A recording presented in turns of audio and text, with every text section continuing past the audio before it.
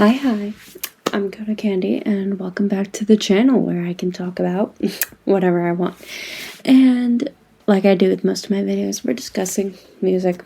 So let's dive in because I actually cannot stand this guy. Random disclaimer.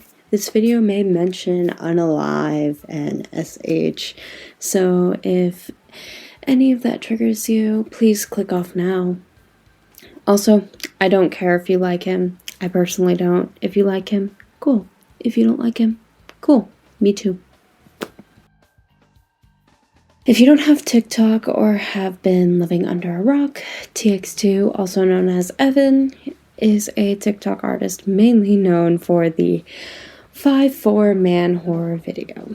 But he's also known for writing really bad music and doing really bad promos where he fetishizes goth women and femmes in the name of promo. He also has a record of copying old emo music to a T and thinking no one will notice. He's disliked for a variety of reasons, and most, if not all of those reasons are valid. So let's begin. Starting off with the lesser bad things about him, this gimmick. It's typically used by TikTok artists, and Tx2 is no exception to this. The list of these videos goes on and on and on, and if I covered all of them, we would be here all day, and I don't want to do that. You don't want to do that, so let's not do that. This, like I said, is just kind of annoying. It's not the worst thing I've come across. Like, I've seen way worse on there, but it's just kind of repetitive and annoying, and like, if you want a new audience, doing the same shtick doesn't always work, so let's not.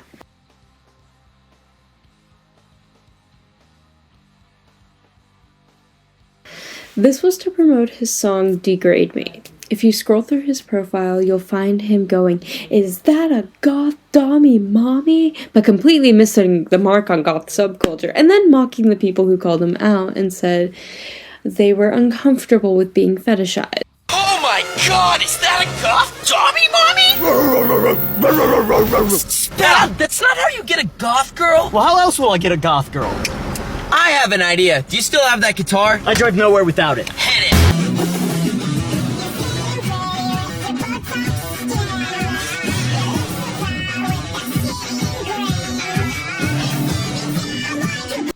There are more videos like this, but I kinda don't want to subject you to those videos, but here's this response to being told, "Ew, no, don't do that." Oh my god, is that a goth dommy mommy? Goth dommy mommy, you say? Freeze! You musty boys are under arrest for fetishizing goth girls!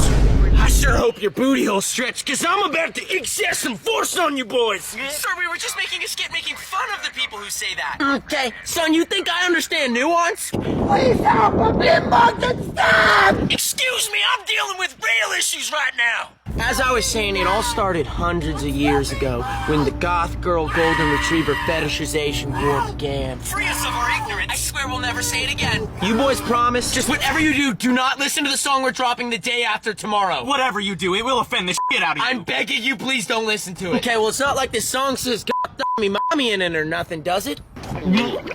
Oops, my body cam died.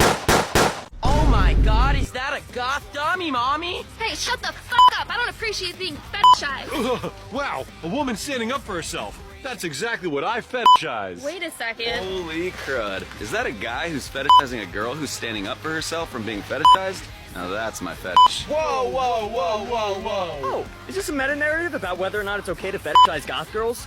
That's my fetish. Whoa, if everyone's getting off here, I'm getting off here too, and the only thing that gets me off is shitty emo musicians.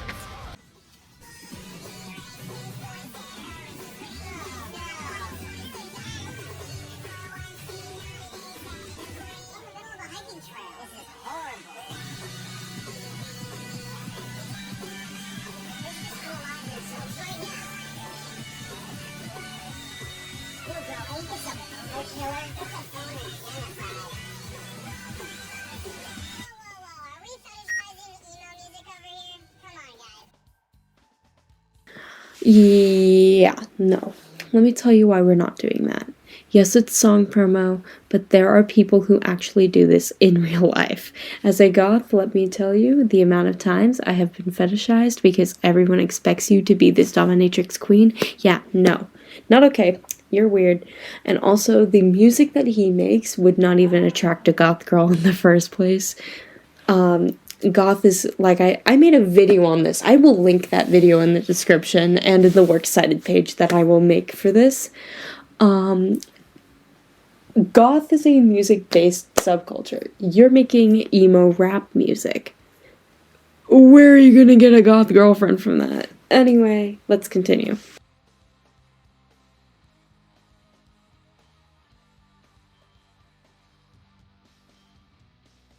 By far, my least favorite part about his shtick is that people call him a poser because he acts and sings like the people who will go up to any alternative person, goth, emo, scene, metalhead, etc., and go, because tonight will be the night that I will fall for you. Yeah, that's one of the reasons I dislike him, besides the goth dummy mommy thing. You know, he's 24, and you'd expect him to handle this like a mature adult, right? Right. Well, you'd be wrong. I cannot believe somebody said this about me. Listen carefully. This is... To put it bluntly, Tx2, Yan, Caroline, MGK are the gimmick without the substance. They're trying to achieve the emo gimmick, they're trying to use stereotypes to get famous, to get popular, and they use fetishization to get popular. It's the gimmick without the history, without the substance. For them, it's just a way to get in. It's just a way to get famous. It's just a guise.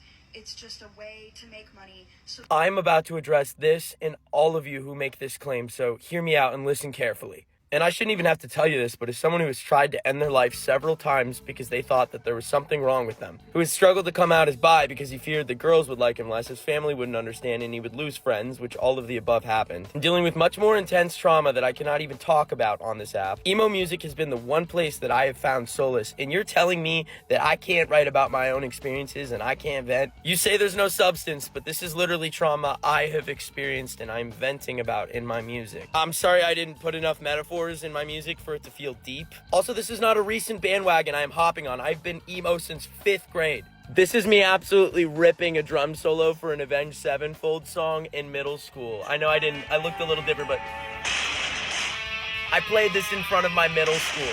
Also, she is claiming that it is not okay to joke about goth dommy mommies. Who watches this and thinks this is serious, or that we ever talk like this? Cam feature. We're making fun of the people who say goth dommy mommy. We're making fun of the people who fetishize goth and alt people. They deserve to be made fun of. If you want that to go away, you need them. We have to be able to make jokes about that. For anybody that makes this type of video about me, I ask that you show them this video. I could literally unalive myself on a live stream, and you would still all call me a poser.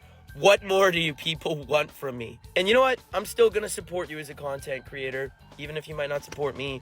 I'm sure we have a lot of common ground.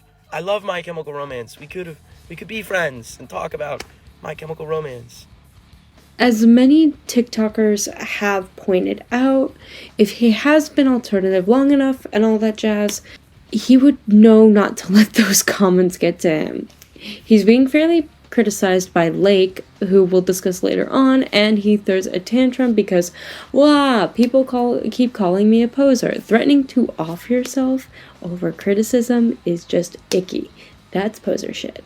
Like, I'm being so for real here. If you are actually alternative, where are you going, oh, someone criticized me, so now I gotta myself on live stream? Nobody does that. If you're an alternative person, you do not need to prove that through offing yourself. Come on. Like, I know I'm laughing and making jokes here, but in all seriousness, if you are struggling, like, I know, because I've been there, but you aren't alone. You don't need to prove anything to anybody. The people who are telling you you're doing it for attention, because I know I've been told that.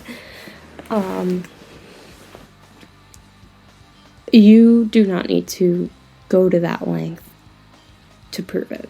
Okay? That's all I'm saying. So, This part isn't a big deal either. I will be making a video explaining the difference between copying and sampling as I produce and write my own music, which I'll play for y'all a bit at the end. So this has to do with him trying to say Black Wedding only took the drum beat to sarcasm when it took the entire song sarcasm by Get Scared. For anyone curious, I will be linking Sarcasm and Black Wedding in a works cited Google Doc, which will be linked below, as I've said multiple times. It's not a big deal, except this could get him into some serious legal trouble if the record label that owns Get Scared finds it. Like, it's one thing to be inspired and, like, do your own thing. It's another to completely rip off the song. So let's not do that. Yeah, no. So remember how I said we would discuss Lake in a later part? Well, we're discussing Lake. So the song Vendetta is directed at his haters, and he's constantly repeating Beretta, which in doing research is a type of gun.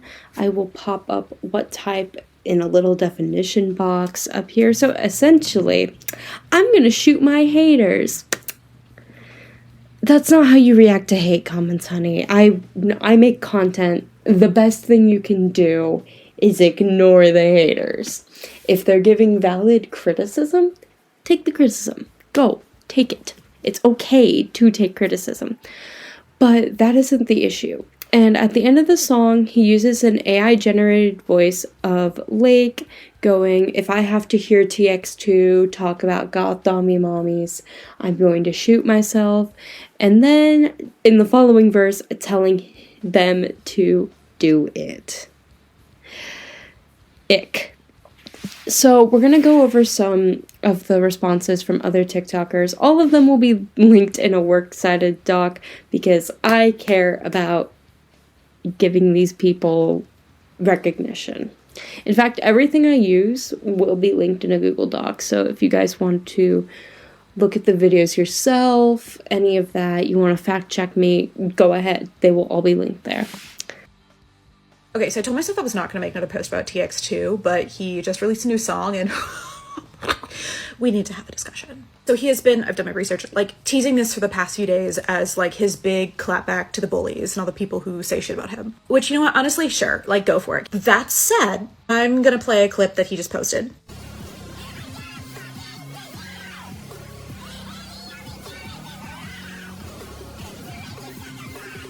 If you're like me and you're stupid and you don't know what a Beretta is, it's I'm going to try to find a way to put this into words without being overly outraged, but I don't think that a song and a music video that explicitly shows as the solution to people being mean to you is the hot take he thinks it is in today's world. I realize that the concept of like killing people who were mean to you is not new in emo. I realize that even alluding to in the world of emo is not new. But to my knowledge, songs that do either of those are fairly old. Like every example I can think of a song that fits that bill was prior to like the modern wave of the gun control push. And this is not me doing virtue signaling. This is not me trying to cancel a band dude because that's what I do.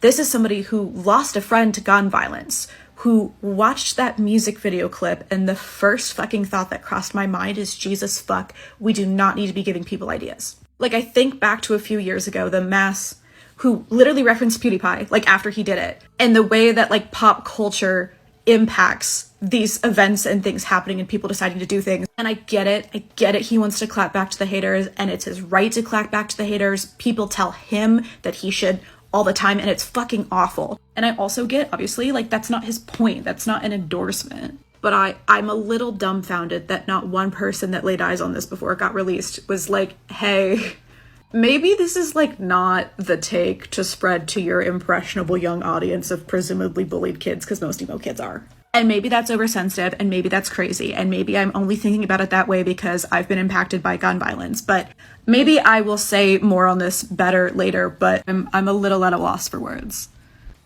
I just found out that Johnny Three Tears, the bassist for Hollywood Undead, is the emo trump card that Tx2 has been hyping up for his new song.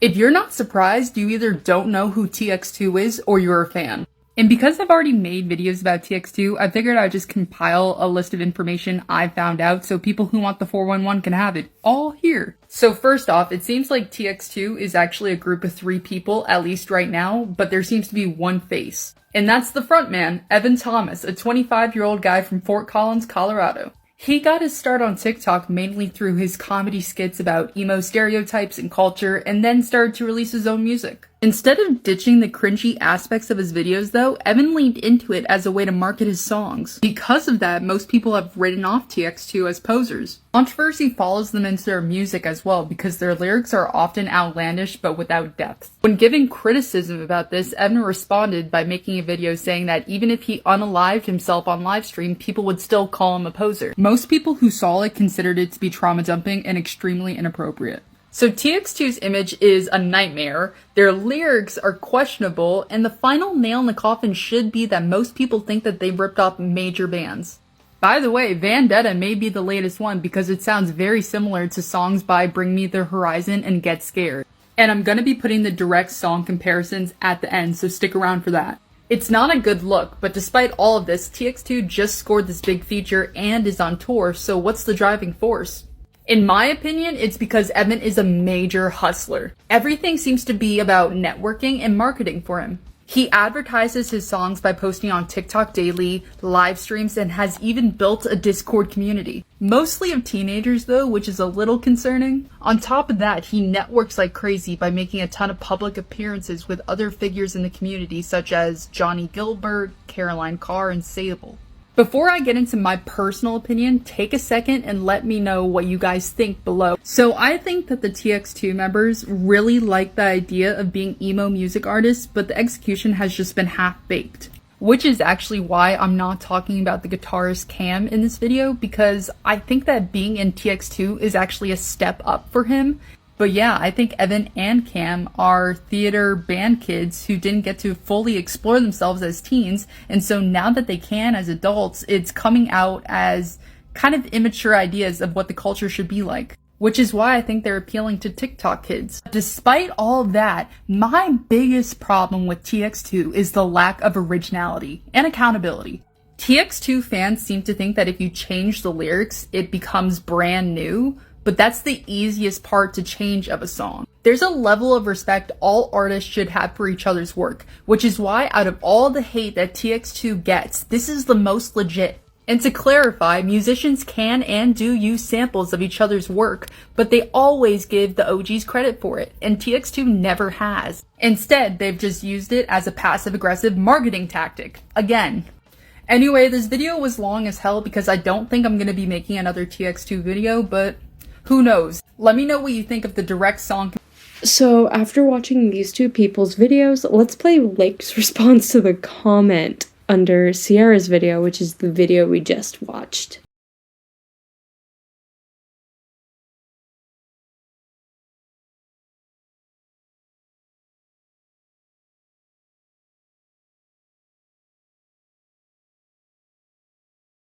It's weird as hell, and it kind of reminds me of Blood on the Dance Floor, where he would write songs about his victims. Yes, this is not as bad as Blood on the Dance Floor, because I will be covering that, but it's giving the same vibe where you're called out and you're doing something, well, in Davi's case, sort of illegal, and you're mad that you're getting called out, so you write a diss track. I've been doing, for the Blood on the Dance Floor video, sidetrack, I've been researching it for months, and I have a Google Doc, a script, and all that, but I want everything to be accurate, so that's why it hasn't been released yet. But no, this whole situation with TX2, it's really weird. A grown man beefing with a 19-year-old who's a freshman in college, according to their stories on TikTok, which I follow them, so that's why. This is on the internet. This is not real life. It's not that deep. Be the bigger person, babe, and move on.